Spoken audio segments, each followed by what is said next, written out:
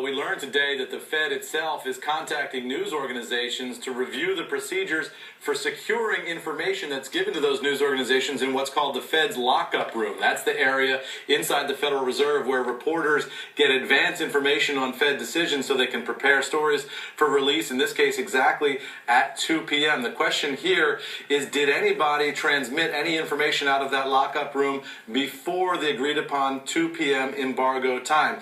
The Fed is investigating this based on an unusual pattern of trading that would suggest that some of this information ended up in Chicago before it reasonably could have. Let me show you the charts that we have here that explain some of these patterns, starting with the E-mini futures trades in Chicago on Wednesday, just in the wake of the Fed announcement. The blue line you see there on the left side of your screen, that's 2 p.m.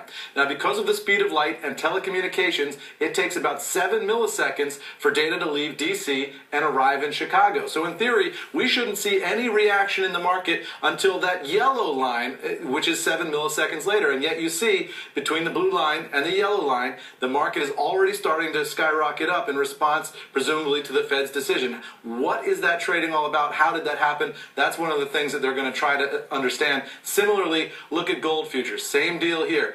The blue line is 2 p.m. The yellow line is 7 milliseconds. That's when our experts tell us that the data could possibly have been transmitted to Chicago. Why is there trading? Why is there an apparent market reaction inside that red circle between those two lines? In that 7 millisecond period of time, in theory, there should be no reaction in the market if that information is leaving the Federal Reserve at 2 and traveling all the way to Chicago. I can tell you, Larry, that as of tonight, we have received responses from a variety of news organizations that